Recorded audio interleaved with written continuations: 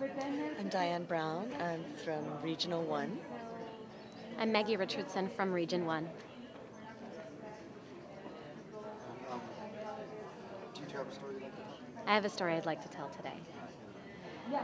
This is my 7th year teaching, and this has been the hardest year for me, which is one of the reasons that I'm at the assembly today. I have a class of 26 kids, and I'm lucky. That's a low amount for our district.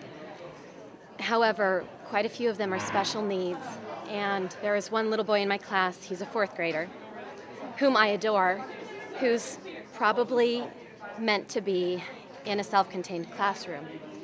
And throughout the year, on a daily basis, he has tantrums and yells and screams, and he's very verbal and very intelligent, so he yells and screams some awful educated things. And he yells at me and he yells at his classmates, and when he gets physical, he punches. And I have been assaulted, and many of his classmates have been assaulted. And he's been suspended almost 10 times this year. And though he has an aide, it still doesn't change the fact that his classmates are afraid of him.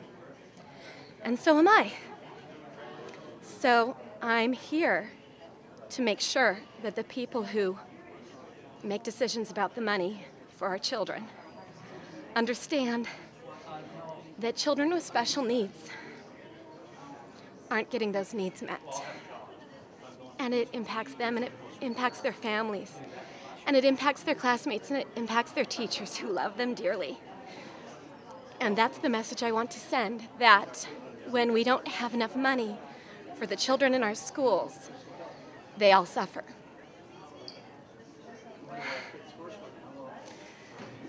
Maggie is my friend here, and she teaches next door to me. I have been a teacher in Oregon in elementary schools for 30 years.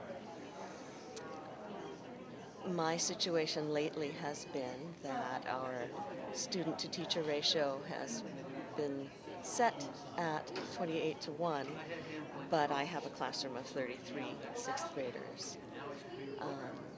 It's difficult to get to each child and give them the attention that I want to give them.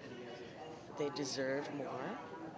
It's difficult for me to give them more when there are so many to quiet down, so many to process through washing their hands at the sink, so many to line up at the door or just move from one place to another and transition and not waste time.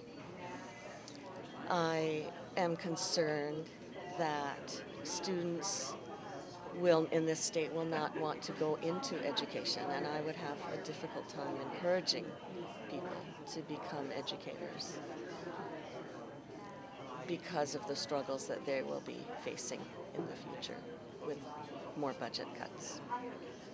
And I would hope that Oregon legislators keep that in mind, because this is our future. I'm from a family of teachers. Maggie is from a family of teachers.